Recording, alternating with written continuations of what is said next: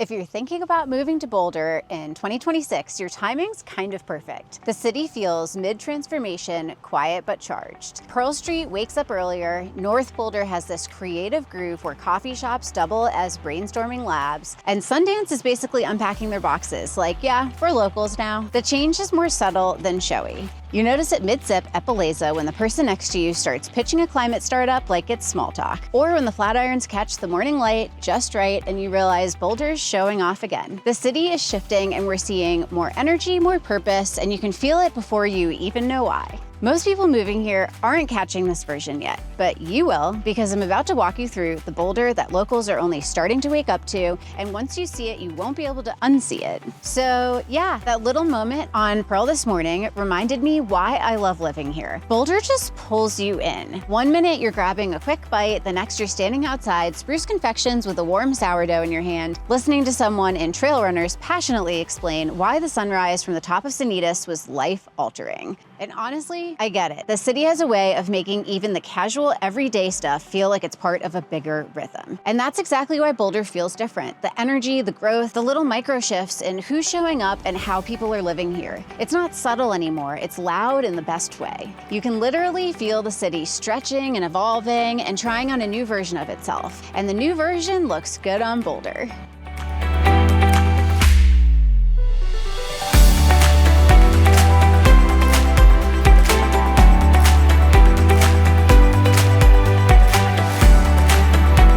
Here's the deal. Boulder right now feels like a city that finally realized how cool it is. Not in a loud, flashy way, but in that quiet, we know exactly who we are kind of confidence. The old industrial pockets near East Pearl are flipping into these creative mashups of maker studios, climate tech labs, and coffee. So good it makes you question your life choices. It smells like espresso, sawdust, and ambition, which honestly should be Boulder's signature fragrance. And the mornings, they give the whole thing away. Broadway has this soft, humming buzz. You've got the usual Boulder lineup, the dusty Subaru, the overachieving dog with a better fitness capacity than half the population, and someone in a puffy jacket even though it's 65 degrees. Now it's mixed with this wave of climate scientists, founders, and digital creatives who all look like they're 3 steps into a new idea before breakfast. Someone's rollerblading with skis, someone's carrying a hydroponic prototype like it's their emotional support plan. Someone else is literally running into climbing shoes. Classic Boulder. Nobody reacts. A client I was touring from Portland looked around North Boulder and said, "This city feels like it runs on clean electricity." And I swear that's the most accurate thing anyone's ever said about this place. Because the energy isn't chaotic, it's charged. You see it in the neighborhood gardens exploding with greens. You see it in CU's kids turning sustainability projects into actual startups. You see it in the climate tech teams forming on the east side. You see it in warehouses that magically evolve into community labs, design studios, or places where people build things no one has a name for yet. Boulder's always had the brains, the grit, the I'll bike there attitude, but now it's wearing all of it out loud, and if moving here is on your radar, this is the moment to pay attention. These shifts are shaping who lands where and which pockets are about to get real competitive. And if you're serious about making Boulder your next home, here's the move. Call us, text us, or email us. We are the local Boulder real estate team of choice, and our contact info is sitting right there in the description. Let's jump on a discovery call and map out what you need before the place gets scooped up. Boulder's neighborhoods each have their own heartbeat, and it's wild how fast you start noticing which rhythm lines up with your life. Take downtown and the streets feeding into Pearl. With Sundance sliding into town soon, you can already feel this little artistic crackle under the surface. Pop-ups, micro-galleries, random films, kids scouting corners like they're planning a scene. It's subtle, but it's there, and it blends right into the usual morning shuffle of lattes, dogs, and bikes, locked to every possible surface. Shift east and the whole vibe changes. This is Boulder's Idea Machine district. Old warehouses morph into climate tech labs or maker spaces almost overnight. Half the time you'll walk past a building and think, wasn't this printing t-shirts last month? No one tells you when something evolves over here, it just happens. People stroll by carrying prototypes and compostable packaging samples like it's a normal Tuesday. It smells like ambition and fresh cut lumber from the adaptive reuse projects that keep popping up. Head north and everything shows up in the best possible way. The bakery's warm up early, the air smells like yeast and the first pot of coffee, and the streets feel wider because the sky just opens up over the foothills. You'll see people doing gentle warm-ups outside the climbing gym before the sun even hits the rooftops. North Boulder has this quiet, confident rhythm that doesn't need to perform for anyone. Here's the thing, Boulder doesn't ask you to pick a best neighborhood. It asks you to pay attention to how you actually move through your day. Which streets feel like your streets? Which noise is your noise? Which pockets charge you up instead of draining you? That's the real match. Tell me your Boulder alter ego in the comments. Are you North Boulder herbal tea at sunrise, Pearl Street espresso with a side of Sundance energy, or East Side startup chic? Your answer honestly tells me more about you than a personality test. Boulder's next couple of years will feel like the city finally pulled all of its mini evolutions into one big wow moment. You can already see it downtown with Sundance stepping in. Winter's about to feel different in the best way. Picture Pearl Street with heaters glowing under storefront awnings, film folks scouting alleys and alleyways, and locals pretending not to eavesdrop on conversations that sound like cinematography but make it sustainable. It's going to bring this artsy electricity that fits Boulder a little too perfectly. And then there's sustainability, which Boulder treats less like a trend and more like a personality trait. You're going to see more buildings that look normal on the outside, but inside are running on systems so efficient they are basically doing yoga. All electric everything. Ventilation setups designed by people who have probably written love letters to HEPA filters. And adaptive reuse is about to take off. Those warehouse pockets in East Boulder are turning into climate labs, makerspaces, and I do not know what this is, but someone definitely inventing something is inside here. Spots.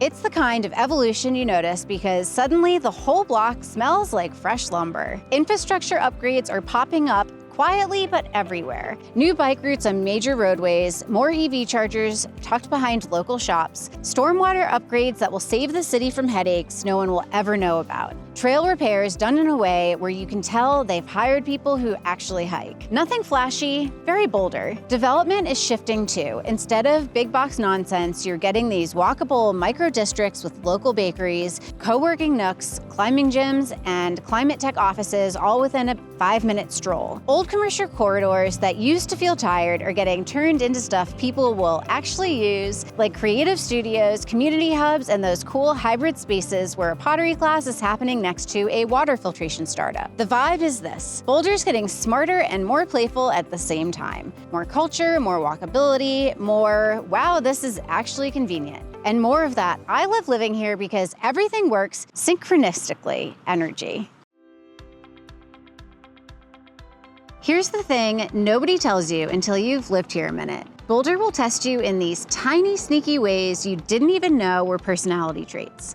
The first one usually hits at the grocery store. You're standing in line at Ideal Market holding a paper bag because you forgot your reusable one again, and suddenly you feel self-conscious because you're the only one. The city is deep in its sustainability era. The energy codes, the small kitchen compost bins, the heat pump evangelists, the rooftop solar flexing, it all shows up in the day-to-day stuff. People here will genuinely congratulate you for buying an induction stove. You'll get peer pressured into electrification. It's hilarious and also kind of wholesome. The second struggle is the social rhythm. Newcomers always think Boulder's chill and laid back because they saw a photo of someone reading a book under a tree on campus. And sure, that exists, but the real Boulder is the silent competition happening at 7 a.m. on the creek path. You're just trying to take a casual walk and suddenly 5 runners glide past you like they're training for a NASA mission. Someone on a gravel bike breezes by holding a protein smoothie and quoting a climate tech podcast. You'll feel slow for a solid month. But then something shifts and you'll find yourself buying trail runners and waking up earlier because Boulder unlocked some weird new version of you. Then the altitude hits. Newcomers always underestimate it. You'll climb the first set of stairs in your new building and question your lung capacity. You'll go on an easy trail and spend the next 2 days wondering why your legs feel like you borrowed someone else's body. Even the climate scientists and see you Boulder PhD kids who show up every year go through their little altitude initiation. After a few weeks, though, you feel stronger without even trying, which is kind of Boulder's whole thing. And here's the one struggle almost no one talks about: the pace of change. Boulder's renovating itself in real time. New green building requirements, net zero push, electrification incentives, adaptive reuse projects, all of it evolving so fast you occasionally feel like the city got a software update while you were sleeping. It's exciting, but it can be disorienting. One day, a warehouse is just a warehouse. The next day, it's a climate lab and an art space and a solar innovation residency with a kombucha tap. Boulder reinventing itself is the whole show. If you're new, it can feel like trying to catch a moving train. But once you sync with it, you start feeling like you're part of the rebuild.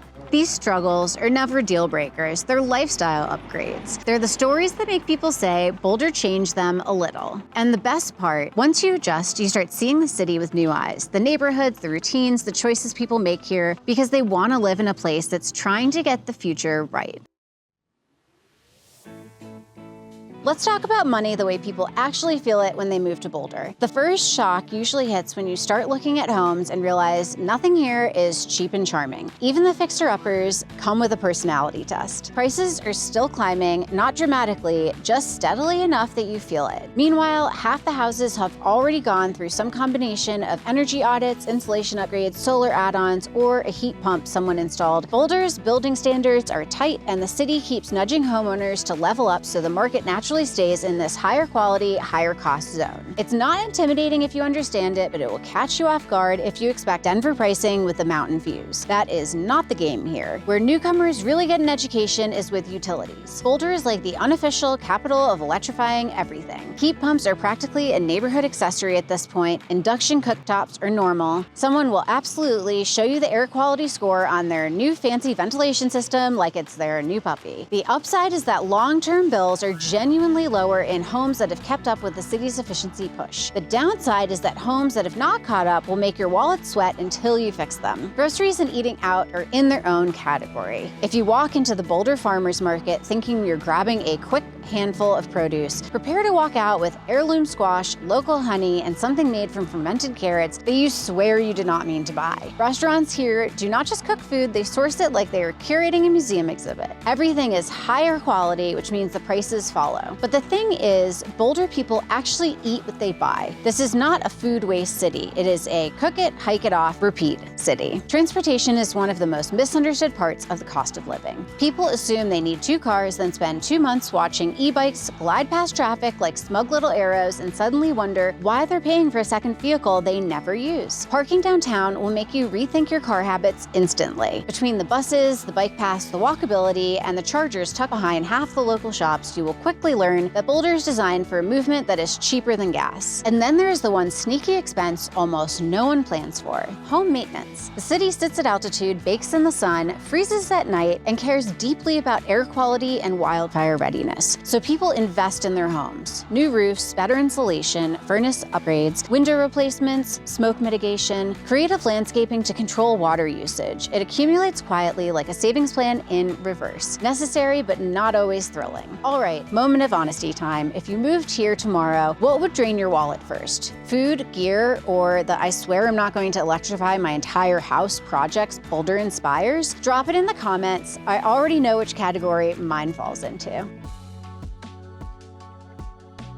Here's how we actually help people land in Boulder without feeling like they got spun around and dropped somewhere random. We start by figuring out how you actually live. Not your Pinterest board, not the version of you that only exists when you swear you're going to journal more. The real you. The you who either thrives waking up with the sunrise, hitting the flat irons, or hates mornings and bribes yourself out of bed with espresso. The you who wants to walk into a climbing gym, or the you who needs absolute silence after 5 p.m., or you'll lose your mind. Once we know your rhythms, we match them to Boulder's micro pockets. Not the obvious ones, the real ones. The blocks where the wind cuts harder in winter, the streets where everyone actually walks their dog. The neighborhoods where your morning run will feel like a National Geographic special. The pockets that stay surprisingly warm even when the rest of town feels like a freezer. Boulder has these tiny invisible patterns you only learn after living here long enough to notice them. And then we handle all the stuff you don't want to Google at midnight. Energy audits that confuse everyone, which older homes have quirks that are charming versus exposes quirks that will ruin your Saturday. What lenders freak out about here that they don't care about in other states. Which listings look great online, but back up to a noise corridor. We also protect you from Boulder's classic traps, like falling in love with a house that's great, but in a location that does not match your daily lifestyle at all. Or the reverse, a neighborhood that looks too quiet on paper, but turns into your personal haven once you actually walk it. Think of us like your Boulder translation team. We listen, we decode, we look at the city sideways until the right match becomes obvious. And once it does, everything else gets easier. Your routines, your people, your sense of place, it all clicks. And speaking of clicking, the moment all this information settles is when people usually start asking about daily costs, lifestyle budget shifts, and what actually moves the needle once you're living here. Boulder isn't just another city you move to. It changes how your days feel the moment you land here. We just covered the whole landscape, the vibe shift you can feel in your bones, the neighborhoods that sort you by lifestyle, not price brackets. The wave of new festivals, sustainability upgrades, and infrastructure that's setting the city up for a whole new decade. And the real stuff people never expect until they're actually living here. And look, I see this play out in real time. A family from Seattle told me last month that Boulder was the first city where their kid asked to go outside more than he asked for screen time. A couple from Chicago found their perfect spot after swearing they weren't mountain people, until they watched their first Flatiron sunset. It's wild how fast this place gets under your skin. If Boulder's calling your name, this is where you make your move. Call us, text us, or email us. We are the local Boulder real estate team of choice. Our info is waiting in the description. Let's jump on a discovery call and dial in what you need before the place you love gets scooped up by someone who moved here faster. Before you head out, hit the Boulder Living playlist. That's your full immersion. The next video breaks down the neighborhoods by how they actually feel to live in, not just where they sit on a map. It'll save you weeks of guessing. Thanks for hanging out with me today. I'll see you on the next one.